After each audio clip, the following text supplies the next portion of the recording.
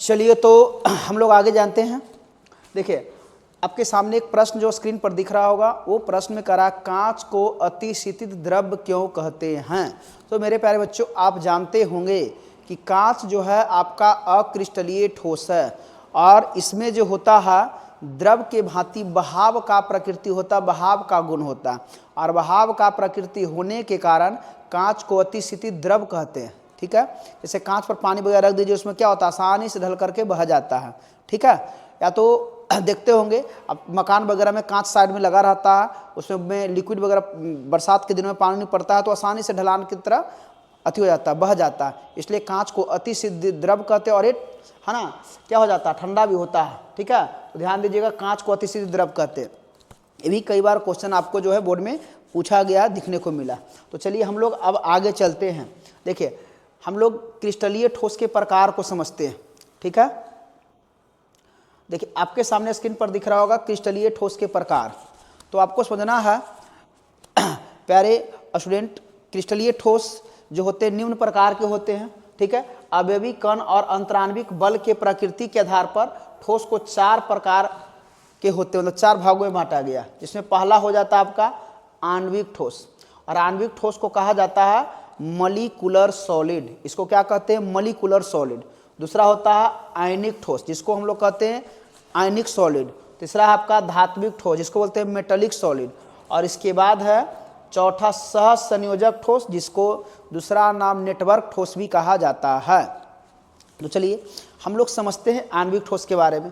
चलिए आपके सामने दिख रहा होगा आणविक ठोस किसे कहते हैं। तो समझिएगा, ये भी क्वेश्चन आपका बोर्ड में कई बार दिखने को मिला है। आणविक ठोस तो वैसा क्रिस्टलीय ठोस जिसमें अवयव कण जो होते हैं वो अणु के रूप में होते हैं, अवयव कण अणु के रूप में होते हैं, उसे आणविक ठोस कहा जाता है। ठीक है, और अवयव कणों के बीच में एक तरह से बल लगता है, वो बल जो लगता है वो वांडर वाल बल लगता है। कौन सा बल लगता है, वांडर वाल आकर्षण बल लगता है, उसे क्या कह जाते हैं, आणविक ठोस कहते हैं।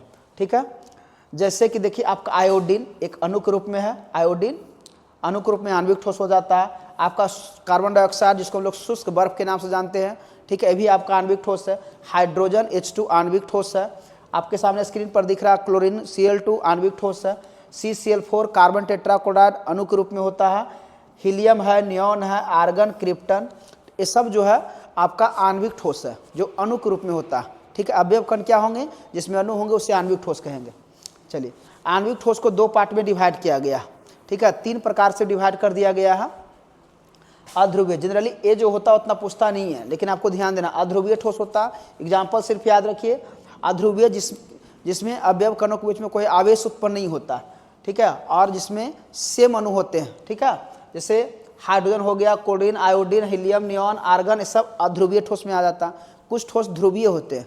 ध्रुवीय ठोस वैसे होते हैं जिसमें परमाणुओं के बीच में विद्युत ऋणात्मकता का थोड़ी बहुत अंतर होता है, उसमें ध्रुवीय ठोस होते हैं। खास करके HCl हो गया, हाइड्रोजन क्लोराइड, आपका SO2 हो गया, NH3 हो गया, HF हो गया, ये सब आपका ध्रुवीय ठोस में आ जाता है। और एक हाइड्रोजन बंधित ठोस आपको ऑब्जेक्टिव में देखने के लिए मिलेगा। तो ऐसा ठोस जिसमें अवयवों के बीच में हाइड्रोजन बंधन अगर बने तो उसे आपको हाइड्रोजन बंधित ठोस कहते हैं। जैसे आपका जल हो गया, HF हो गया, NH3 हो गया, इसमें क्या होता है, हाइड्रोजन बंधन बनता है, इसलिए इसको हम लोग हाइड्रोजन बंधित ठोस कहते हैं। ठीक है, तो ये सब जो है आपका ऑब्जेक्टिव के लिए समझिए, ये सब आपका ऑब्जेक्टिव में देखने के लिए मिलेगा कि उनमें कौन अध्रुवीय है, कौन ध्रुवीय ठोस है और कौन हाइड्रोजन बंधित ठोस है। तो ये ध्यान दीजिएगा। चलिए आगे समझिएगा, आगे आपके स्क्रीन पर दिख रहा होगा आपका बोर्ड मॉडल क्वेश्चन है आयनिक ठोस। देख रहे होंगे आयनिक ठोस किसे कहते हैं। तो याद रखिएगा, वैसा ठोस जिसमें अवयव कण क्या होंगे, वैसा ठोस जिसमें अवयव कण आयन होंगे उसे आणविक ठोस कहेंगे। और अवयव कण अगर आयन होंगे तो ध्यान समझिएगा कि अवयव कण यदि आयन होंगे तो उसमें एक धनायन होगा, दूसरा क्या होगा, ऋणायन होगा। मतलब धनायन और ऋणायन के नियमित व्यवस्था से जो ठोस बना है उसको आयनिक ठोस कहेंगे। जैसे आपका सोडियम क्लोराइड, इसमें सोडियम आपका क्या है, धातु है, और क्लोरीन क्या है, धातु है। इसमें एक धनायन है और एक ऋणायन है, दोनों के मिलने से जो ठोस का निर्माण होगा वो क्या होगा, आयनिक ठोस होगा। सिल्वर क्लोराइड हो गया, सिल्वर ब्रोमाइड हो गया, ठीक है, जिंक सल्फाइड हो गया, इस मैग्नीशियम ऑक्साइड हो गया, मैग्नीशियम क्लोराइड हो गया, ये सब का सब आयनिक ठोस में आता है। तो देखिए है ना, और आयनिक ठोस में याद रखना है कणों के बीच में एक बल लगता है, जिस बल को बोलते हैं हम लोग स्थिर विद्युत आकर्षण बल, है ना, इलेक्ट्रोस्टैटिक फोर्स लगता है। ठीक है, आयनिक ठोस का, जैसे sodium chloride, potassium chloride, magnesium oxide, calcium fluoride, zinc sulphide, lithium fluoride, caesium chloride, calcium oxide, ये सब का सब क्या है आपका आयनिक ठोस है। चलिए हम लोग नेक्स्ट समझते हैं धात्विक ठोस। तो आपको समझना है, देखिए धात्विक ठोस क्या हो गया, है ना। तो वैसे ठोस जिसमें अवयव कण धातु परमाणु होते हैं, वैसे ठोस जिसमें अवयव कण धातु परमाणु होते हैं उसे धात्विक ठोस कहते हैं। ठीक है, देखिए अवयव कण क्या होते हैं, धातु परमाणु होता है, जैसे आपका लोहा हो गया, आयरन है, तांबा है ना, सोना है, चांदी है, मैग्नीशियम है, प्लेटिनियम है, चलिए एल्युमिनियम है, मैग्नीज है, क्रोमियम है, जस्ता है, ये सब का सब कैसा होगा धात्विक ठोस होगा, मेटालिक ठोस होगा। और आपको याद रखना है धात्विक ठोस जो होते हैं, मेटालिक सॉलिड जो होते हैं, वो विद्युत एवं ऊष्मा के सुचालक होते हैं, कठोर होते हैं, मजबूत भी होते हैं, विद्युत एवं ऊष्मा के सुचालक होते हैं। ठीक है, ठोस एवं गलित अवस्था में धात्विक ठोस विद्युत के क्या होते हैं, सुचालक होते हैं। चलिए ठीक है, नेक्स्ट आप समझिएगा सहसंयोजक का नेटवर्क ठोस। ठीक है, तो सहसंयोजक का नेटवर्क ठोस किसे कहते हैं, तो वैसा ठोस जिसमें अवयव कणों के बीच में सहसंयोजक बंधन हो। सहसंयोजक बंधन से अगर अवयव कण जुड़ करके और जिस ठोस का निर्माण करता है उसे हम लोग बोलते हैं सहसंयोजक के नेटवर्क ठोस। जैसे आपका हीरा, हीरा में कार्बन परमाणुओं के मध्य आपका चतुष्फल है ना, क्या होता है चतुस्सहसंयोजक बंधन होता है। ठीक है, जिसका आकृति कैसा होता है, टेट्राहेड्रल होता है। और यह हीरा जो है आपका वो कैसा ठोस है, तो क्रिस्टलीय ठोस है, लेकिन वो कैसा है सहसंयोजक है। ग्रेफाइट है, ग्रेफाइट का संरचना कैसा होता है, ग्रेफाइट जो होता है वो षष्ठफलकीय होता है, और वो भी जो है आपका कैसा होता है, तो ध्यान रखिएगा आपका सहसंयोजक नेटवर्क ठोस है। जैसे हीरा है, ग्रेफाइट है, सिलिकॉन कार्बाइड कार्बाइड है, ये क्या सहसंयोजक या नेटवर्क ठोस है। चलिए यहाँ तक आप लोग समझ गए होंगे। अब नेक्स्ट आपको समझना है क्रिस्टल के बारे में देता, क्रिस्टल। ठीक है, क्रिस्टल का नाम सुनने आपको पता चल गया होगा कि क्रिस्टल क्या है, क्रिस्टल एक ठोस होता है। क्रिस्टल क्या होता है, ठोस होता है। ठीक है, तो क्रिस्टल क्या है, क्रिस्टल एक ठोस है। तो ध्यान देना है जितने भी सारे ठोस पदार्थ है जिसमें अवयवों कणों की निश्चित एवं नियमित व्यवस्था होता है उसे हम लोग क्रिस्टल कहते हैं। ठीक है, या तो बोल सकते हैं कणों के पुनरावृत्ति होने से, पुनरावृत्ति मतलब हो गया कण रिपीट कर रहा है। जैसे मान लीजिए इस तरह से कण बार बार रिपीट किया, और कणों के रिपीट करने के बाद ठीक है इस तरह से कण रिपीट किया। जैसे आप दीवार बनाते हो ना, तो दीवार में क्या होता है, बहुत सारे ईंटों को सजाते हो, ईंटों को अरेंज करते हो, तो ईंट को अरेंज करने के बाद इस तरह देख रहे हैं कि यह एक ठोस आकृति प्रदान हो गया, तो इसे हम लोग क्या बोलेंगे, क्रिस्टल कहेंगे। इसके छोटा सा भाग की भी बात करेंगे, ये भी क्या होगा, क्रिस्टल होगा। इसका छोटा सा भी भाग निकाल देंगे, ये भी क्या होगा, क्रिस्टल के रूप में होगा। ठीक है, एक क्रिस्टल के रूप में होगा। ठीक है तो चलिए ध्यान दीजिएगा। अब आपका हो गया क्रिस्टल जालक। क्रिस्टल जालक, तो क्रिस्टल जालक क्या होता, तो जितने भी सारे ठोस है वो ठोस के समतल सतह में अवयवों की व्यवस्था जो होते हैं, कणों का जो व्यवस्था होता है, कणों की व्यवस्था स्थान को कहा जाता है क्रिस्टल जालक कहते हैं। तो देखिए है ना, क्रिस्टल जालक किसे कहते हैं, जिसको बोलते हैं क्रिस्टल लैटिस। क्रिस्टल जालक का दूसरा नाम क्रिस्टल लैटिस भी होता है। तो अवयव कणों का त्रिविम व्यवस्था, अवयव कणों का त्रिविम व्यवस्था जिसमें कणों को बिंदु द्वारा, पॉइंट द्वारा सूचित करते हैं, उसे कहते हैं क्रिस्टल जालक। क्या कहते हैं, क्रिस्टल जालक। और ना क्रिस्टल जालक को आकाशीय जालक भी कहा जाता है। ध्यान दीजिएगा, क्रिस्टल जालक को आकाशीय जालक या त्रिविम जालक भी कहते हैं। ठीक है, जैसा कि देखिए आपको बताया गया है, फिगर है, आप देख रहे होंगे ये ठोस है, तो जितना भी देख रहे हैं इस तरह से, इस सब का सब इस तरह से,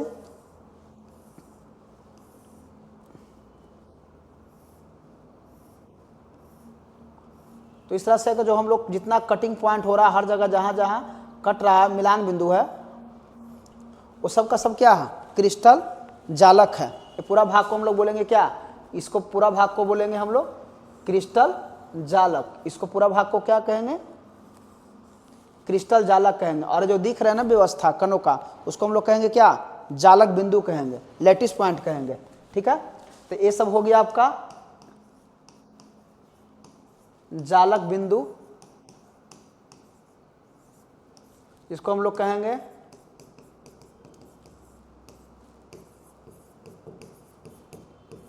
लैटिस पॉइंट, ठीक है, कि दर्शाया गया जालक बिंदु है और ऊपर वाला भाग जितना पूरा समतल सतह है इस सबको हम लोग कहेंगे क्या, आकाशीय जालक या त्रिविम जालक भी कहेंगे, ठीक है।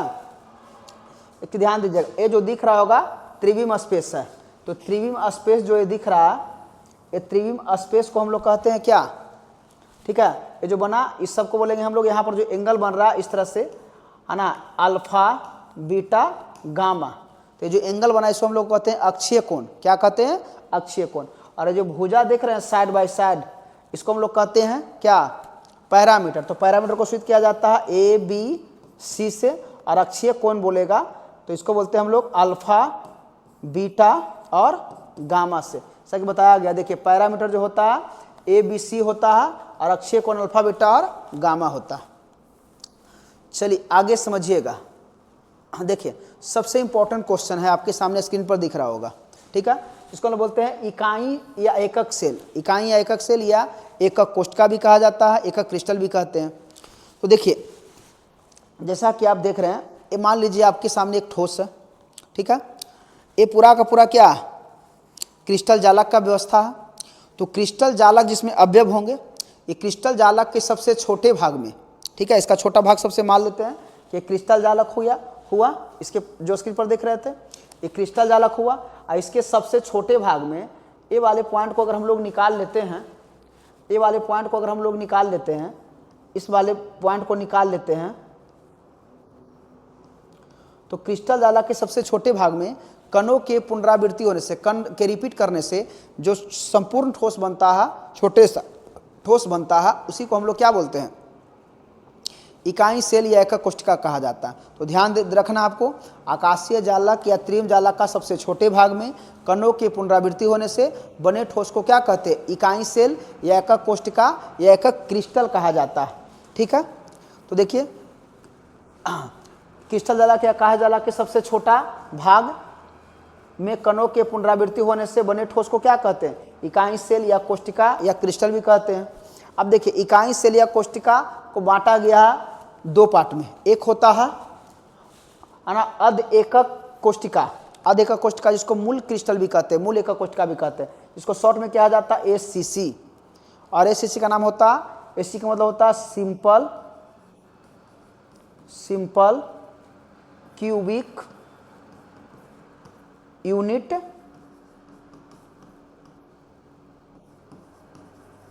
Crystal, simple cubic unit crystal कहते हैं।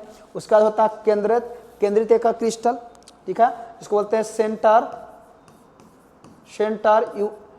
Cubic unit crystal, centre cubic unit crystal हो गया। सेंटर को तीन पार्ट में बांटा गया, एक होता है पिंड केंद्रित एकक क्रिस्टल, एक इसको बोलते हैं हम लोग बीसीसी, और बीसीसी का पूरा नाम होता है बॉडी सेंटर क्यूबिक क्रिस्टल, ठीक है। फलक केंद्रित होता है जिसको बोलते हैं एफसीसी, और उसके बाद होता है अंत फलक केंद्रित जिसको बोलते हैं EFCC, and face centre cubic unit crystal, और इसको कहेंगे क्या, face centre cubic unit crystal. तो यहाँ तक आप लोग समझ गए होंगे। देखिए एक एक करके हम लोग सभी को परिभाषित करेंगे।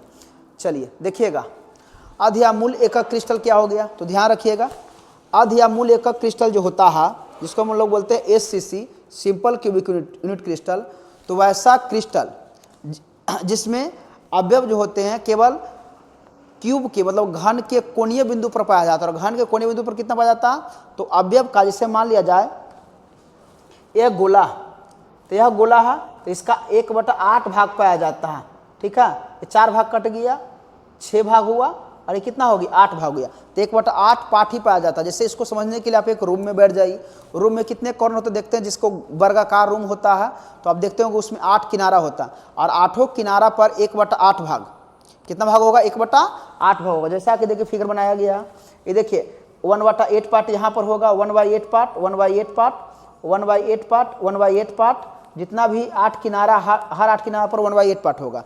इसमें आपको क्वेश्चन दिखने के लिए मिलेगा कि है ना, मूल इकाई क्रिस्टल सेल में अवयवों की संख्या, तो देखिए जेड बराबर निकालेंगे, जेड से अवयवों की संख्या सूचित किया जाता है, तो 8 किनारा, प्रत्येक किनारा पर 1/8 भाग, यानी कि जेड बराबर 1, तो ये आपको क्वेश्चन ऑब्जेक्टिव में दिख जाएगा। ठीक है।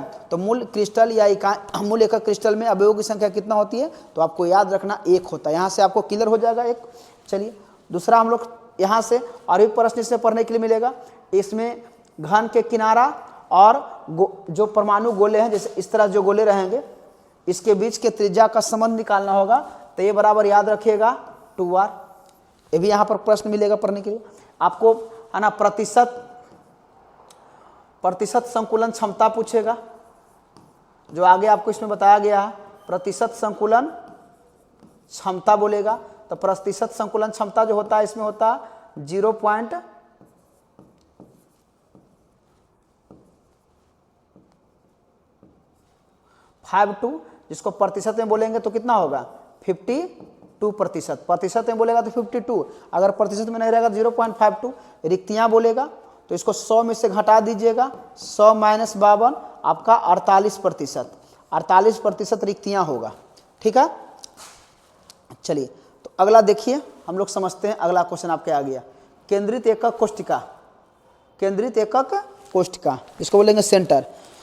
तो वैसा इकाई कोष्टिका होगा या वैसा इकाई क्रिस्टल होगा जिसमें अवयव जो होंगे घन के प्रत्येक कोणीय बिंदु के अलावा, है ना, घन के केंद्र बिंदु पर भी अवयव पाया जाएगा, उसे क्या कहेंगे, केंद्रित इकाई क्रिस्टल कहेंगे, ठीक है। जैसे अरे जो होगा आपका बताया अभी 3 प्रकार के, BCC, FCC, EFCC, ठीक है। तो वह इकाई कोष्टिका जिसमें अवयव कण कॉर्नर के साथ साथ केंद्र में भी उपस्थित रहता है, उसे केंद्रित एकक कोष्टिका कहते हैं। क्या कहते हैं, केंद्रित एकक कोष्टिका कहते हैं। चलिए तो देखिए, केंद्रित एकक कोष्टिका को 3 पार्ट में बांटा गया है। पहला आपके सामने स्क्रीन पर दिख रहा होगा, पिंड केंद्रित एकक कोष्टिका, ठीक है। तो पिंड केंद्रित एकक कोष्टिका क्या होता है, तो ध्यान देना, केंद्रित इकाई कोष्टिका केंद्रित इकाई कोष्टिका जिसमें अवयव कण, है ना, प्रत्येक कॉर्नर पर 1/8 भाग, साथ में एक अवयव जो होगा आपका घन के केंद्र बिंदु पर होगा, घन के बीच में होगा, है ना। कॉर्नर पॉइंट के साथ एक अवयव क्यूब के मतलब घन के केंद्र में उपस्थित रहता है, तो उसे हम लोग पिंड केंद्रित एकक कोष्टिका कहते हैं, ठीक है। जैसा कि देखिए बताया गया है, ए हो जाएगा और ए को कहाँ पर रहेगा, बीच में रहेगा, ये पिंड केंद्रित हो गया। इसमें पूछेगा अवयवों की संख्या, तो अवयवों की संख्या बोलेगा, तो इसमें BCC में अवयवों की संख्या, तो Z बराबर 8 × 1/8, और एक बीच में हो गया, 8 किनारे वाला हो गए हैं और एगो कहाँ पर हो गए, बीच वाला हो गए, ठीक है। तो 8 × 1/8 + 1, 8 से 8 कैंसिल हो जाएगा, तो Z का वैल्यू पूछेगा, तो इसमें 1 + 1 आपका टोटल अवयव की संख्या कितना हो जाएगा, 2 हो जाएगा। ये आपको याद रखिएगा। चलिए यहाँ पर और समझते हैं। इसमें पूछेगा आपको घन के मतलब ये जो क्यूब है, ये क्यूब के किनारा की लंबाई, जिसको हम लोग A मानेंगे, और परमाणु गोले होंगे इस तरह से, इस तरह व्यवस्थित होंगे। तो इसमें फॉर्मूला पढ़ने के लिए मिलेगा A बराबर 4r/√3। ये याद रखना है कि BCC इकाई सेल में घन के किनारा और परमाणु गोले के त्रिज्या के बीच में संबंध क्या होता है, तो A बराबर 4r/√3, या तो फिर यहाँ से याद रखिएगा r बराबर √3a/4, ठीक है। इसमें आपसे प्रतिशत पूछेगा, प्रतिशत पैकिंग फ्रैक्शन, या बोलेंगे पैकिंग इफिशियंसी। तो इसमें याद रखिएगा आपको 68% निकलेगा। अब प्रतिशत में नहीं रहेगा तो होगा 0.68%। 0. कितना 68%। रिक्तियाँ की बात करेगा तो 100 में से 68 घटा दीजिएगा तो आपका आ जाएगा 32%। कितना आ जाएगा 32%। ये याद रखना है। तो यहाँ से आपका पूछने वाला सारा प्रश्न है ना, ये याद कर लीजिए, यहाँ से आपका क्लियर रहेगा। चलिए तो हम लोग समझते हैं नेक्स्ट, फलक केंद्रित इकाई कोष्टिका। तो फलक केंद्रित क्या हो जाएगा, ठीक है। तो ध्यान देना, वैसा कोष्टिका होगा, वैसा केंद्रित इकाई क्रिस्टल होगा जिसमें अवयव जो होंगे घन के प्रत्येक कोणीय बिंदु के अलावा प्रत्येक फलक के केंद्र बिंदु पर भी अवयव पाया जाएगा। ठीक है, प्रत्येक फलक के केंद्र बिंदु पर भी अवयव पाया जाएगा, उसे बोलेंगे हम लोग फलक केंद्रित इकाई कोष्टिका। ठीक है, जैसा कि देखिए ये आपका FCC बनाया गया है, देख रहे होंगे, ये फेस हो गया, फेस पर है, यहाँ अवयव है, इस फेस पर अवयव है, इस फेस पर अवयव है, टोटल 6 गो फेस होते हैं। ठीक है, 1 2 3 4 5 और एक हो जाएगा उधर वाले फेस पर टोटल।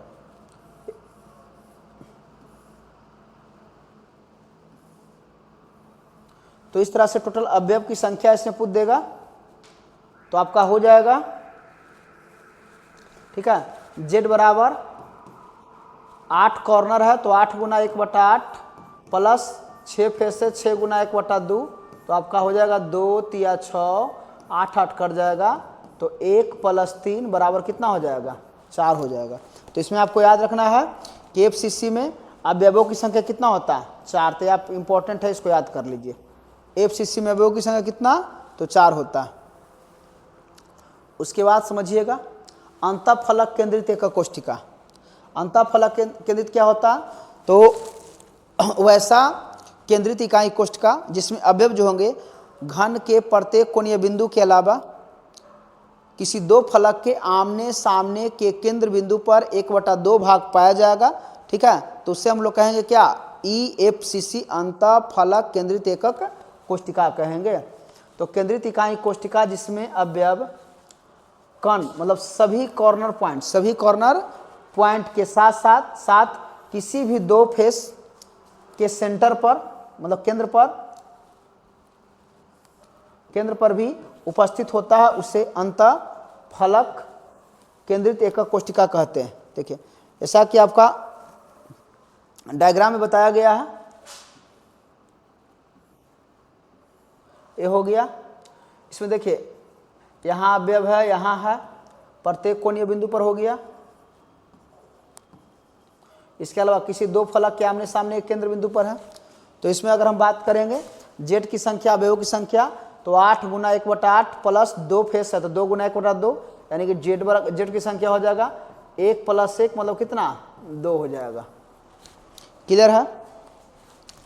चलिए नेक्स्ट हम लोग समझते हैं, ये आपका क्वेश्चन इंपॉर्टेंस है। ठीक है, ब्रेबेस जालक के बारे में हमेशा जो है बोर्ड में परीक्षा में क्वेश्चन देखने को मिलता है, तो याद रखिएगा ब्रेबेस जालक किसे कहते हैं।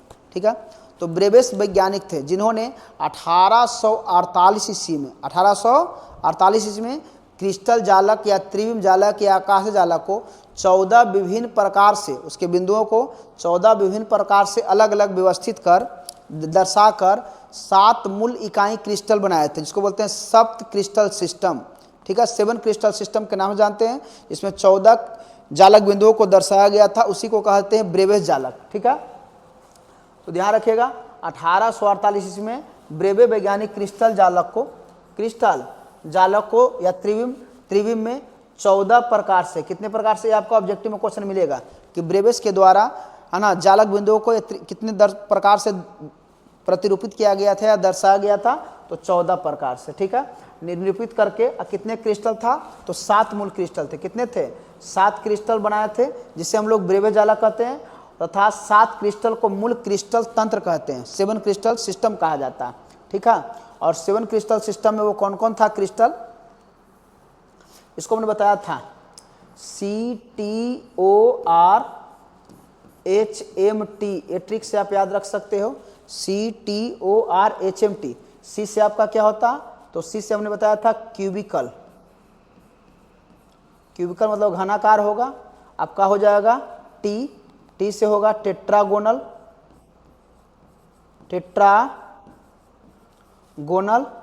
O से होगा आपका ऑर्थो रोम्बिक, R से होगा आपका रोम्बो हेड्रल, H से होगा हेक्सागोनल, गोनल, एम से होगा मोनोक्लिनिक, मोनोक्लिनिक, और टी से होगा ट्राइक्लिनिक, ट्राइक्लिनिक। ठीक है, जैसा कि बताया गया आपके सामने देखिए।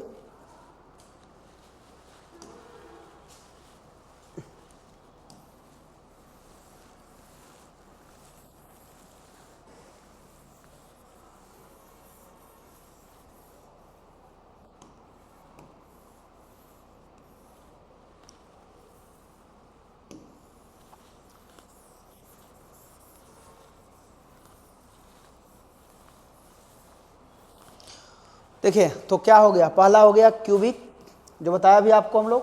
क्यूबिक मतलब क्या, क्यूबिकल जो घनाकार होगा, और घनाकार क्रिस्टल में याद रखिएगा क्रिस्टल जालक की संख्या पूछ देगा तो 3, यहाँ से क्वेश्चन आपको दिखेगा। टेट्रागोनल में बोलेगा क्रिस्टल जालक में जालक बिंदु की संख्या, तो याद रखना है 2। CTO के बाद क्या हो गया, अर्थोगोनल या अर्थोरोम्बिक होता है, अर्थोगोनल या अर्थोरोम्बिक। इसमें बोलेगा क्रिस्टल जालक बिंदु की संख्या कितना, तो 4, याद रखिएगा। अगला हो गया आपका, फिर हो गया मोनोक्लिनिक, तो मोनोक्लिनिक में क्रिस्टल जालक की संख्या कितना होगा, 2। ठीक है, फिर हो गया H से हेक्सागोनल, हेक्सागोनल में बोलेगा क्रिस्टल जालक बिंदुओं की संख्या कितना, 2। उसके बाद हो गया रोम्बोहेड्रल, इसमें कितना होगा जालक बिंदु की संख्या, 1। उसके बाद देखिए ट्राइक्लिनिक, तो इसमें कितना होता है, 1। तो याद रखिएगा CTORHMT।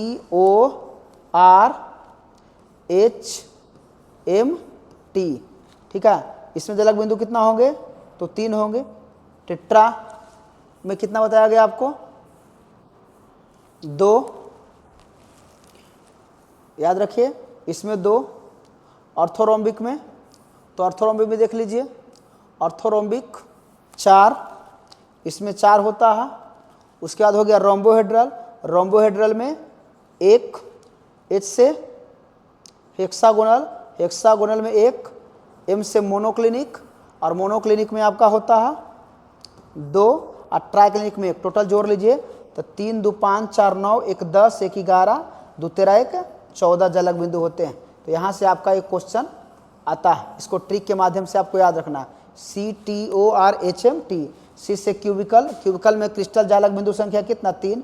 T से हो गया है ना टेट्रागोनल, टेट्रागोनल में जालक बिंदु की संख्या 2। O से क्या, ऑर्थोरोम्बिक है ना, इसमें जालक बिंदु की संख्या कितना, 4। R से क्या हो गया, रोम्बोहेड्रल है ना, तो रोम्बोहेड्रल में जालक बिंदु की संख्या कितना, 1।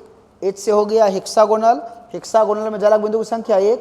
M से हो गया मोनोक्लिनिक, मोनोक्लिनिक में जालक बिंदु की संख्या 2। T से हो गया ट्राइक्लिनिक, ट्राइक्लिनिक में जालक बिंदु की संख्या 1। तो टोटल मिलाकर के 14 क्रिस्टल जालक है। और इस 7 क्रिस्टल सिस्टम में आपका कौन कौन हो गया, तो CTORHMT 1 2 3 4 5 6 7, इस 7 क्रिस्टल में आपका क्या हो गया, 7 को जो क्रिस्टल होते हैं जिसको हम लोग मूल क्रिस्टल या क्रिस्टल तंत्र कहते हैं।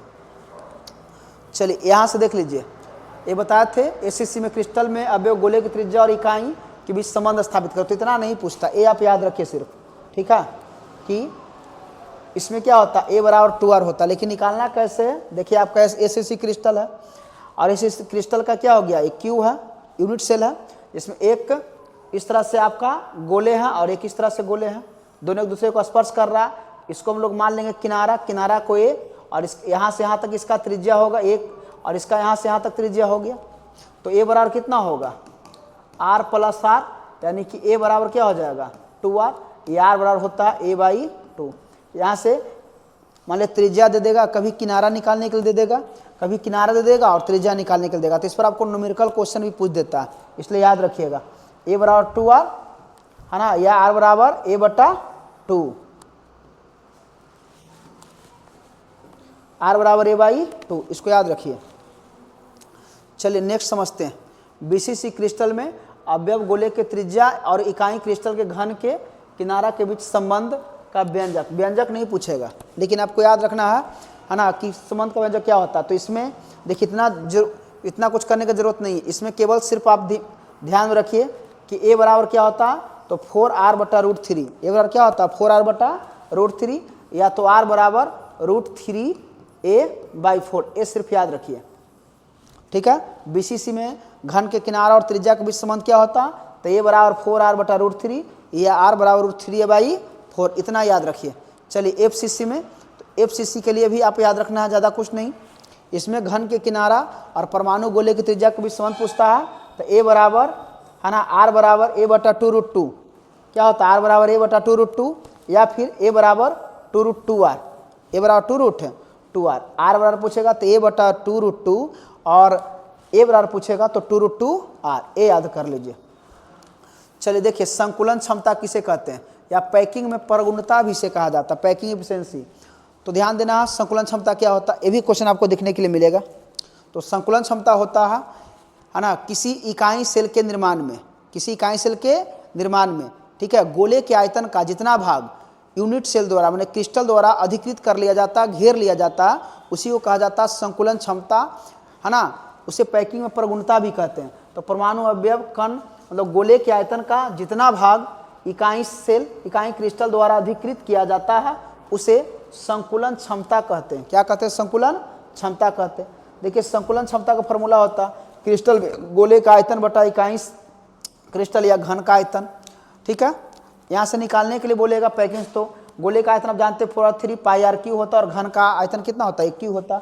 अब चलिए यहाँ से हम लोग सब निकालते चलेंगे, ठीक है। यहाँ से पूछ देगा आपको SCC पूछेगा, तो SCC में आप निकालिएगा तो आपका कितना आ जाएगा बताएं आपको, 0.52 प्रतिशत में रहेगा, तब 52%। BCC की बात करेगा, BCC की बात करेगा इसमें याद रखना है 0.68, नहीं तो प्रतिशत में बात करेगा तो 68%। FCC में आप याद रखिए कितना, 74% या 0.74 या तो 74%। तो तीनों में याद कर लेना, SCC में 52%, BCC में 68%, FCC में 74%। अब देखिए रिक्तियाँ क्या होता, तो ध्यान देना रिक्तियाँ जैसे मान लिया जाए कि हम लोग दीवार बनाते हैं, दीवार में ईंटों को व्यवस्थित करते हैं, तो ईंटों के बीच में कहीं ना कहीं खाली जगह रह जाता है, उस खाली जगह को ही रिक्तियाँ कहते हैं। उसी तरह से जब भी कोई क्रिस्टल बनते हैं तो क्रिस्टल के निर्माण में गोले के बीच में जो खाली जगह रहते हैं उसी को बोलते हैं क्या, रिक्तियाँ कहते हैं, ठीक है। तो देख लीजिए है ना, क्रिस्टल में गोले के बीच खाली स्थान रिक्त स्थान को क्या कहते हैं, रिक्तियाँ कहते हैं। अभी आपको बताया गया SCC में संकुलन क्षमता बोलेगा तो 52% याद रखना है ना, 52.04। और रिक्तियाँ पूछेगा तो कितना, लगभग 48% आपको बताएं। उसी तरह से BCC में बोलेगा, BCC में संकुलन क्षमता, तो BCC में संकुलन क्षमता आप याद रखिए, इतना करने की जरूरत नहीं है, सिर्फ याद रखिए कितना होता तो 68%, ठीक है। और रिक्तियाँ पूछेगा तो आपका कितना हो जाएगा, इतना टोटल घटा दीजिएगा तो लगभग आ जाएगा आपको 32%, कितना आ जाएगा 32%, ठीक है। ये तो आपका पूरा डिटेल्स में इतना बताया गया। आपका अगर है ना बोलिएगा तो PDF भेज दिया जाएगा, कमेंट कीजिएगा। चलिए FCC में संकुलन क्षमता बोलेगा तो FCC में संकुलन क्षमता निकालेंगे तो कितना आएगा, ये 74%, ठीक है। और पैकिंग फ्रैक्शन या बताया 74% हो गया। और रिक्तियाँ बोलेगा तो इसमें कितना हो जाएगा, रिक्तियाँ 100 में से घटा दीजिए, 100 में से 74 घटा दीजिएगा तो आपका आ जाएगा 26%, कितना आ जाएगा 26%। तो आशा करते हैं यहाँ तक आप लोगों को बेहतर से बेहतर तरीके से समझ में आया होगा, ठीक है। यदि वीडियो अच्छा लगेगा तो कमेंट जरूर कीजिएगा और कमेंट कर कर बोलिएगा तो इसका PDF जो है आपके है ना व्हाट्सअप चैनल और टेलीग्राम चैनल पे डाल दिया, इसका लिंक डाल दिया जाएगा जहाँ से आप लोग डाउनलोड कर सकते हैं। चलिए अगला क्वेश्चन आपके सामने स्क्रीन पर दिख रहा है, क्रिस्टलीय रवेदार ठोस को विषम दैशिक प्रकृति का किन कहते हैं। विषम दैशिक मतलब होता है एनिसोट्रोपिक नेचर। अब ये समझना है, बड़ा आसान है। जैसे मान लीजिए कि क्रिस्टलीय ठोस है, ठीक है। अभी क्रिस्टलीय ठोस है, विषम दैशिक, विषम मतलब हो गया विभिन्न अलग अलग दिशा में इसके जो गुण होते हैं, को जैसे भौतिक गुण में हो गया आपका इसके द्रवनांक हो गए, क्वंथनांक हो गए, विद्युत चालकता हो गए, भिन्न भिन्न दिशाओं में सभी दिशाओं में अलग अलग होता है। तो जब क्रिस्टलीय ठोस के कुछ सामान्य भौतिक गुण भिन्न भिन्न दिशाओं में अलग अलग हो तो ऐसे गुण को हम लोग कहते हैं विषम दैशिक। क्या कहते हैं, विषम दैशिक। जैसा कि देखिए बताया गया है ना। क्रिस्टलीय ठोस के कुछ समान भौतिक गुण होते हैं, जैसे वैद्युत चालकता हो गया, अपवर्तनांक हो गया, कठोरता है, तनन सामर्थ्य है ना। विभिन्न दिशाओं में क्या होता है, भिन्न भिन्न होता है। इसी गुण को क्या कहते हैं, विषमदैशिक कहते हैं। ये आपका पूछ सकता है विषमदैशिक, है ना। और अक्रिस्टलीय ठोस जो होते हैं आपका विरविदार ठोस, ये क्या होते हैं, समदैशिक का। तो समदैशिक मतलब क्या होता है, सभी दिशाओं में समान। तो अक्रिस्टलीय ठोस का कुछ समान भौतिक गुण होगा, जैसे अपवर्तनांक हो गया, क्वंथनांक हो गया, द्रवनांक हो गया, विद्युत चालकता हो गया। ये सब जो होंगे सभी भिन्न भिन्न दिशाओं में एक जैसा होंगे, समान होंगे। तो इससे हम लोग कहेंगे क्या, समदैशिक प्रकृति। ठीक है, अपवर्तनांक हो गया, कठोरता हो गया, तनन सामर्थ्य हो गया इत्यादि विभिन्न दिशाओं में समान होते हैं। इस गुण को क्या कहते हैं, समदैशिक कहते हैं। चलिए मूल क्रिस्टल या सप्त क्रिस्टल ही बताएं कि मूल क्रिस्टल या सप्त क्रिस्टल में कितने क्रिस्टल होंगे, 7 वो क्रिस्टल होंगे जो इस प्रकार होंगे, जिसका ट्रिक बताए थे, CTORHMT। ठीक है, C मतलब क्यूबिकल, T मतलब टेट्रागोनल, O मतलब ऑर्थोरोम्बिक, R मतलब क्या, रोम्बोहेड्रल, H मतलब हेक्सागोनल, M मतलब मोनोक्लिनिक, T मतलब ट्राइक्लिनिक। तो इस तरह से आप आसानी से याद रख सकते हैं। चलिए ये देखिए क्यूबिकल के बारे में बताया गया, तो इतना आपको याद रखने की जरूरत नहीं। ऐसे याद रखिए, क्यूबिकल क्या होता है, क्रिस्टल जिसमें तीनों अक्षीय कोण दूरियां समान होती है तथा एक दूसरे के लंबवत होता है एवं अक्षीय कोण भी सभी 90 डिग्री का होता है, उसे क्या कहते हैं, क्यूबिकल, घनीय क्रिस्टल कहते हैं। जालक बिंदु की संख्या आप याद रखिए 3 होता है। और इसमें देखिए सभी पैरामीटर आपस में बराबर होते हैं, A बराबर B बराबर C, और अक्षीय कोण लंबवत होने के कारण सब कितना होता है, 90 डिग्री का होता है। ठीक है, उसके बाद आपका हो गया टेट्रागोनल, इसको बोलते हैं द्विसंबलाच या चतुष्कोणीय। तो क्रिस्टल जिसमें तीनों अक्षों एक दूसरे पर लंबवत हैं, किंतु 2 अक्षीय समान होते हैं और एक अक्ष समान नहीं होते हैं। ठीक है, जालक बिंदु की संख्या इसमें कितना है, तो 2 है। तो देखिए करा कि 2 को समान है, तीसरा समान नहीं है, मतलब A बराबर B होगा, नॉट इक्वल टू C। और लंबवत होने की वजह से अल्फा बराबर बीटा और गामा तीनों कितना हो गया, 90 डिग्री हो गया। चलिए इसका देखिए आकृति इस तरह ईंट के समान होता है, ईंट देखे होंगे लंबा आकार का होता है इस तरह से, अगर ईंट को हम लोग ऐसे खड़ा करते हैं तो। ठीक है, अब देखिए ऑर्थोरोम्बिक हो गया, तो क्रिस्टल जिसमें अक्षीय दूरियां सभी असमान है किंतु एक दूसरे पर क्या है, लंबवत है। जैसे अक्षीय दूरियां A not equal to B not equal to C हो गया, अल्फा बराबर बीटा बराबर गामा कितना होगा, 90 डिग्री होगा। तो ये हो जाएगा आपका ऑर्थोरोम्बिक। जालक बिंदु की संख्या बोलेगा तो याद रखिए 4 होता है। उसके बाद हो गया रोम्बोहेड्रल, त्रिकोणीय त्रिसमताच हो गया, है ना। अब देखिए क्रिस्टल जिसमें तीनों अक्ष समान लंबवत के होते हैं, समान लंबाई के होते हैं, कि इसके अक्षीय कोण भी समान होते हैं परंतु लंबवत नहीं होते। अक्षीय कोण समान होते हैं लेकिन लंबवत नहीं है, 90 डिग्री का नहीं है। तो A बराबर B बराबर C तो है, ठीक है, A बराबर B बराबर C है, अल्फा बराबर बीटा बराबर गामा भी है, लेकिन एंगल जो है 90 डिग्री का नहीं है। ठीक है, अब देखिए जालक बिंदु की संख्या बोलेगा तो इसमें याद रखना है जालक बिंदु की संख्या 1 होता है। और देखिए इस तरह का क्रिस्टल क्या आकृति होते हैं, रोम्बोहेड्रल का। चलिए हेक्सागोनल हो गया। ठीक है, तो हेक्सागोनल कैसा होता है, तो क्रिस्टल जिसमें 2 अक्ष समान किंतु तीसरा अक्ष असमान होता है एवं 2 अक्षीय कोण 90 डिग्री एवं तीसरा अक्षीय कोण 120 डिग्री का होता है। तो ये देखिए आपका 2 गो एंगल बराबर होता है, पैरामीटर A बराबर B होता है लेकिन C बराबर नहीं होता।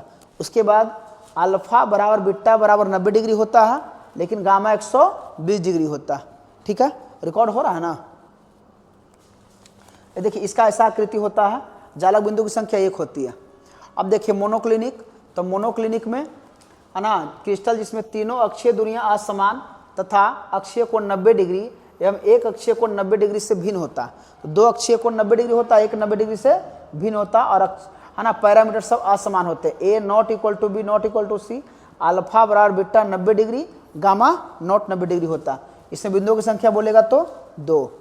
चलिए ट्राइक्लिनिक हो गया, त्रिनताच कहते हैं। तो क्रिस्टल जिसमें तीनों अक्ष असमान लंबाई के होते हैं एवं तीनों कोण असमान होता है तथा कोई भी कोण 90 डिग्री का नहीं होता। ठीक है, और जालक बिंदु की संख्या इसमें कितना होता, तो 1 होता। तो देखिए मतलब तीनों अक्षीय कोण बराबर नहीं होता, ना अल्फा बराबर beta not equal to gamma not 90 degree, मतलब कोई लंबवत नहीं होता। साथ में तीनों भुजाओं जो होती है A not equal to B not equal to C होता। तो इस चीज़ को आप याद रखिए बढ़िया से, कहीं कोई दिक्कत नहीं है। चलिए देखिए उप सह संयोजक या समन्वय संख्या किसे कहते हैं। तो तो देखिए किसी क्रिस्टल में अवयवों के निकटवर्ती जितने भी गोले की संख्या हो जो एक दूसरे से स्पर्श करता हो उसे क्या बोलते हैं हम लोग, समन्वय संख्या कहते हैं। जैसे मान लीजिए ये आपका बीच में देखिए गोला है, इससे स्पर्श कर रहा है एक गोला और एक गोला, तो इसका अगर हम लोग बात करेंगे समन्वय संख्या तो कितना होगा, कोऑर्डिनेशन नंबर 2 होगा, क्योंकि इसके निकटवर्ती इधर वाला स्पर्श कर रहा। इसका बात करें तो इधर और इधर वाला, इसका भी 2 होगा। इसका भी बात करेंगे तो इसका भी 2 होगा। ठीक है, अब देखिए इसमें देखिए ये आपका फिगर दर्शाया गया जिसमें देखिए है ना, अब ये बीच का आइटम इससे स्पर्श करता हुआ कितना गोला, तो एक स्पर्श इधर से कर रहा, एक ए वाला स्पर्श कर रहा, एक ए वाला स्पर्श कर रहा, एक ए वाला स्पर्श कर रहा और एक ए वाला स्पर्श कर रहा, यानी कि इसमें कोऑर्डिनेशन नंबर कितना होगा, तो 4 होगा। उसी तरह से ए बताया गया है, इसमें भी कितना 1 है, 2 है, 3 है, 4 है और इस एक इधर वाला टच कर रहा है, एक इधर वाला टच कर रहा है, तो टोटल कितना हो जाएगा, 6 हो जाएगा। इसमें कितना है आपका 3 है। इस तरह से देख रहे हैं कि इसके 3 टच कर रहा। तो इस तरह से कुछ याद रखिएगा। एससीसी में कोऑर्डिनेशन नंबर कितना होता है, 6 होता है। ऑब्जेक्टिव में यहाँ से आपको देखने के लिए मिलेगा। बीसीसी में कोऑर्डिनेशन नंबर 8, कोऑर्डिनेशन नंबर को बोलते हैं हम लोग क्या, उप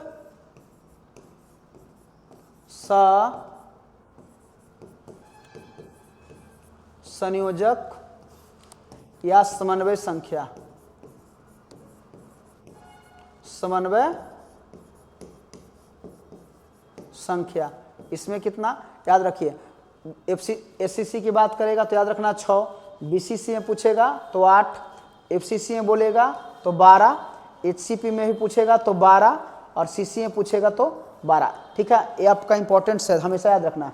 चलिए कुछ एग्जाम्पल आपके सामने भी दिया गया जो ऑब्जेक्टिव में क्वेश्चन देखने के लिए मिलता है। देखिए sodium chloride, silver chloride, silver fluoride, ammonium chloride, ammonium bromide है ना, ammonium iodide, silver bromide, lithium chloride, potassium chloride में कोऑर्डिनेशन नंबर है ना NaCl का कितना होता है 6, इसमें कितना होता है 6 होता है। जो भी इसके टाइप में देगा NaCl, AgCl, AgF, NH4Cl सब याद रखिएगा, कोऑर्डिनेशन नंबर कितना होगा 6 होगा। इसको याद करने का चीज़ है, इसको आप समझ लीजिए और याद कर लीजिए, क्योंकि इसको याद कीजिएगा आपका ऑब्जेक्टिव में 2 को देखने के लिए मिल जाएगा। ठीक है, अब देखिए सीजियम क्लोराइड की बात करते हैं, इस पर आधारित रहेगा आपका caesium bromide, caesium iodide, caesium cyanide है ना, titanium chloride, titanium bromide, titanium iodide, titanium cyanide. ठीक है, इसमें दोनों का कितना होगा 8, यानी कि कोऑर्डिनेशन नंबर 8:8 मतलब कितना होता है 8 होता, 6 नहीं 8 होता, मिस्टेक से लिखा गया।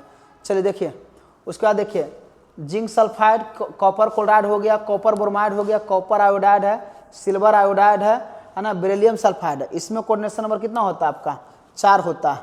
ठीक है, उसी तरह से कैल्शियम फ्लोराइड, कैल्शियम ब्रोमाइड हो गया, calcium chloride, barium chloride, strontium fluoride, strontium chloride है ना, लेड फ्लोराइड, कैडमियम फ्लोराइड, इस सब में बोलेगा तो कितना होता है 8:4, यानी कि कोऑर्डिनेशन नंबर की बात करेगा है ना, तो कैल्शियम का बोलेगा तो 8, अगला का बोलेगा तो कितना होगा 4।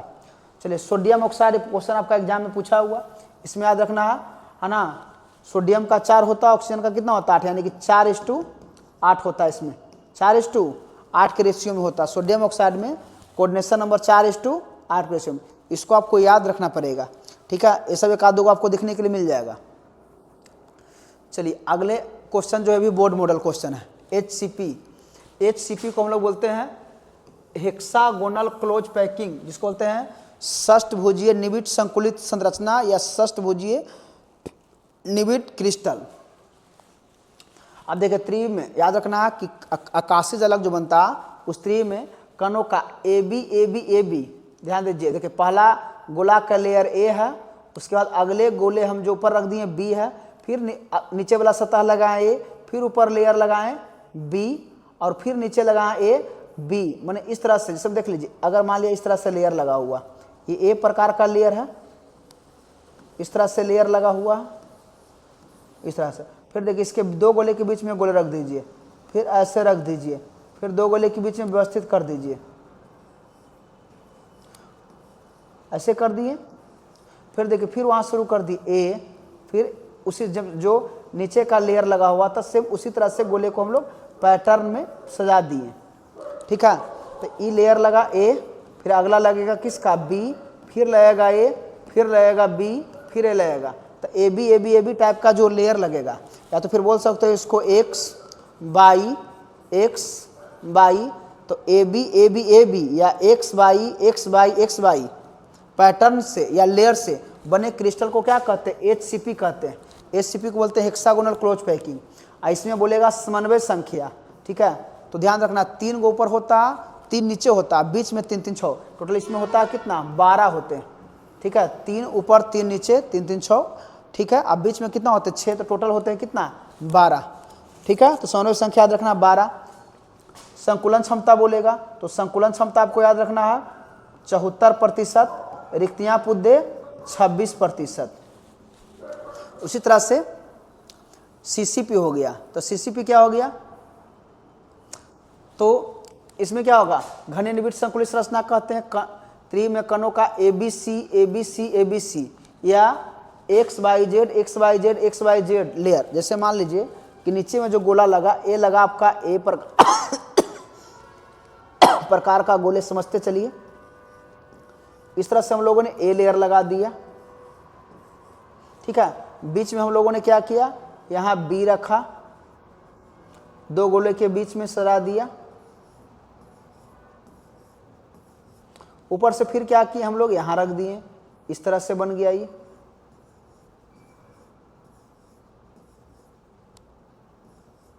फिर क्या किए, फिर वहां से शुरू कर दिए ये, फिर इस तरह से लेयर लग गया।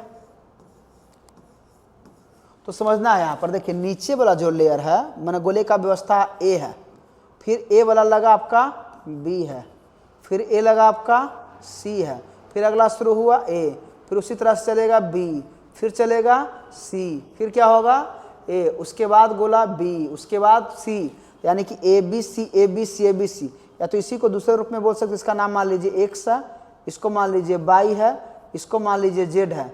तो एक्स बाई जेड, फिर एक्स होगा, फिर बाई होगा, फिर जेड होगा, फिर एक्स होगा, फिर बाई होगा, फिर जेड। मतलब एक्स बाई जेड अलग अलग गोले हैं, और नीचे वाला एक एक्स का लेयर है, फिर उसके बाद वाला बाई का लेयर है, उसके बाद जेड का लेयर है, फिर शुरू हुआ एक्स का।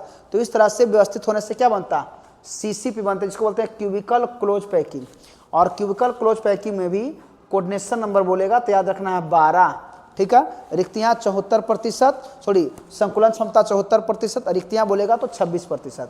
देखिए HCP एवं CCP में ना कोऑर्डिनेशन नंबर 12 होता। और एक क्वेश्चन पूछा था कि किसमें चतुष्फलकीय और अष्टफलकीय रिक्तियां दोनों होता, तो HCP और CCP में मतलब हेक्सागोनल क्लोज पैकिंग और क्यूबिकल क्लोज पैकिंग में चतुष्फलकीय और अष्टफलकीय रिक्तियां दोनों पाया जाता है। HCP और CCP में संकुलन क्षमता 74% होता है, रिक्तियां की बात करेगा 26%, ठीक है। अब देखिए रिक्तियां जो हम लोग पढ़े थे, अवयव कणों के बीच खाली जगह को रिक्तियां कहेंगे। रिक्तियां 2 प्रकार के होंगे, एक चतुष्फलकीय रिक्तियां होंगे। तो ध्यान देना कि त्रिविम में, ठीक है, 4 गोले के बीच में जो खाली जगह रहेगा ना, उसे बोलेंगे हम लोग चतुष्फलकीय रिक्तियां, जिसको बोलेंगे टेट्राहेड्रल बॉयड। देखिए एक गोला इस तरह से अरेंज है, देख रहे होंगे, एक गोला इस तरह से अरेंज है और एक गोला इस तरह से अरेंज है। बीच में जो खाली जगह इसको ढकने के लिए ऊपर से गोला रख दिए, फिर भी आंतरिक भाग से खाली रहेगा। तो ऐसा करके जो आकृति बनेगा इस तरह से मान लीजिए एक गोला है और एक गोला है। तो यहाँ पर एगो इस तरह बना त्रिभुज आकार का, ठीक है। तो इससे हम लोग क्या बोलेंगे, चतुष्फलकीय रिक्तियाँ, टेट्राहेड्रल बॉयड कहेंगे, ठीक है। और टेट्राहेड्रल बॉयड की संख्या जो होता है, नंबर ऑफ टेट्राहेड्रल बॉयड बराबर फार्मूला होता है 2n। मतलब अवयव की संख्या अगर 1 है तो टेट्राहेड्रल बॉयड 2 होगा, अवयव की संख्या 2 है तो टेट्राहेड्रल बॉयड 4 हो गया, अवयवों की संख्या 3 है तो टेट्राहेड्रल बॉयड चतुष्फलकीय रिक्तियाँ 6 हो जाएगा। उसी तरह से अष्टफलकीय रिक्तियाँ, तो त्रिवी में 6 गोले के बीच रिक्त स्थान को अष्टफलकीय रिक्तियाँ कहते हैं। 8 गोले के बीच में जो खाली जगह रह जाता है ना, उसे अष्टफलकीय।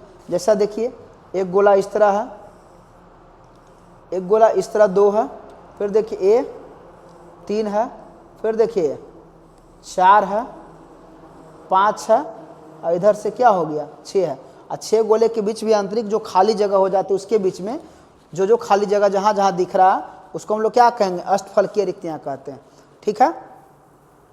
अब देखिए चतुष्फलकीय रिक्तियाँ या छिद्र का त्रिज्यानुपात याद रखिएगा, ये पूछ देगा त्रिज्यानुपात कितना होता है चतुष्फलकीय का, 0.225 बार।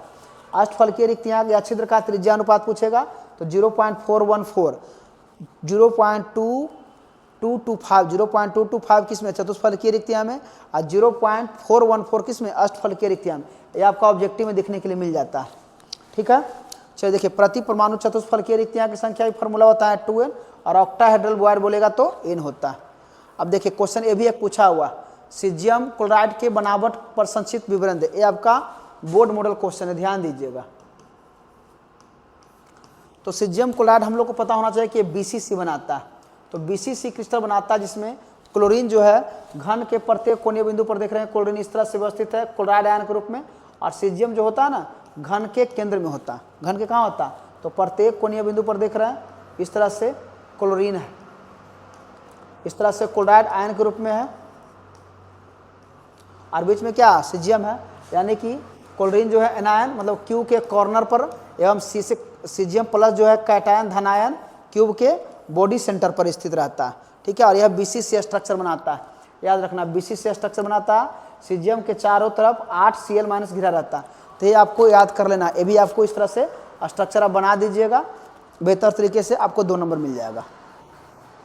देखिए त्रिज्या अनुपात क्या होता है, तो किसी आयनिक क्रिस्टल में, याद रखना, किसी भी आयनिक क्रिस्टल में धन आयन का त्रिज्या और इन आयन के त्रिज्या के अनुपात को आयनिक क्रिस्टल त्रिज्या अनुपात कहा जाता है। तो किसी आयनिक ठोस में धनायन की त्रिज्या एवं ऋण आयन की त्रिज्या के अनुपात को त्रिज्या अनुपात कहते हैं। जैसे देखिए त्रिज्या अनुपात बराबर आपका हो जाता है धनायन की त्रिज्या बटा ऋण आयन की त्रिज्या, R+/R-। अब देखिए कुछ त्रिज्या अनुपात दिया गया, देखिए अगर उप सहसंयोजक संख्या 2 होगा तो त्रिज्या का अनुपात कहाँ से होगा, 0 से लेकर 0.155 होगा। ठीक है, उसका आकृति कैसा होगा, रेखीय होगा। ठीक है, अगर उप सहसंयोजक संख्या 3 होगा तो उसका त्रिज्या अनुपात कितना होगा, 0.155 से लेकर 0.225 के बीच होगा। ठीक है, उसका आकृति कैसा होगा, त्रिकोणीय समतलीय होगा। अगर उप सहसंयोजक संख्या कोऑर्डिनेशन नंबर 4 है तो उसका त्रिज्या अनुपात कितना होगा, 0.225 से 0.414 होगा। और 0.225 से 0.225 किस में होता है, ये होता है टेट्राहेड्रल में, और ये होता है ऑक्टाहेड्रल में, यानी टेट्राहेड्रल ऑक्टाहेड्रल के बीच का वैल्यू होगा, जिसका कोऑर्डिनेशन नंबर कितना होगा, 4 होगा। अगर 6 होगा तो उसका वैल्यू होगा 0.414 से 0.732 तक। इसका आकृति कैसा होगा, अष्टफलकीय होगा। तो इसमें एक आध गो हो सकता है ऑब्जेक्टिव में डाल दें, लेकिन ऐसा कोई जरूरी नहीं है, लेकिन इसको आप फिर भी याद रखिए। ठीक है, क्रिस्टल और घनत्व के बीच व्यंजक जो होता है ये कोई ज़्यादा नहीं पूछता है, बस याद रखना है D बराबर है ना, D बराबर क्रिस्टल घनत्व, और तो D बराबर क्या होगा, Zm बटा N0 इंटू AQ। अब कहिएगा सर कि हाँ समझिएगा कि Z क्या है, तो Z होता है अवयवों की संख्या, M होता है क्या, तो M हो गया जितने अवयव है उसका मोलर मास हो जाएगा, N0 हो गया एवोगाड्रो संख्या, और एवोगाड्रो संख्या का वैल्यू पता है 6.022 गुना 10 के घात कितना होता है, 23 होता है। ये हो गया घन के किनारा, एक हो गया घन का आयतन, जहाँ D क्या घनत्व है, B है आयतन, A है किनारा, Z क्या परमाणु की संख्या, N0 बराबर क्या 6.022 गुना 10 के घात 23 एवोगाड्रो संख्या है। अब देखिए SCC के लिए बोलेगा तो SCC में Z का वैल्यू 1 होता है, इसलिए D बराबर 1 रख देंगे तो M बटा N0 गुना 21 हो जाएगा। याद रखिएगा SCC में घनत्व D बराबर M बटा N0 इंटू 21 हो गया। BCC में याद रखिए Z बराबर 2 होता है, तो Z के जगह पर 2 रख देंगे तो D कितना होगा, 2M बटा N0 इंटू 21 हो जाएगा। ये BCC में घनत्व हो जाएगा। ठीक है, आपका FCC में निकालने के लिए पूछ देगा, तो FCC में Z का वैल्यू कितना होता है, 4 होता है, यानी कि D बराबर 4M बटा N0 इंटू 21 हो गया। ठीक है, तो आशा करते हैं कि आप लोग यहाँ तक बेहतर तरीके से समझ गए होंगे। आज के लिए यहीं तक वीडियो वन शॉट था। ठीक है, यदि वीडियो अच्छा लगेगा तो आप लोग लाइक कमेंट और शेयर जरूर कीजिएगा, शेयर करना मत भूलिएगा। शेयर करने से कोनो है ना, और सब्सक्राइब करने से कोनो आपको है ना बिगड़ नहीं जाएगा। अगर अच्छा लगेगा तो कीजिएगा, नहीं अच्छा लगेगा नहीं कीजिएगा, कोई दिक्कत नहीं, लेकिन आप इससे लाभ जरूर उठाइए, पढ़िए जरूर मज़े से। और यदि वीडियो के लिए अगर आप लोग के लिए बेहतर होगा तो हम जो है अगले क्लास में अगला फिर जो है वन शॉट वीडियो डालेंगे। चलिए आज के लिए इतना ही, सभी लोगों को शुभ रात्रि और धन्यवाद।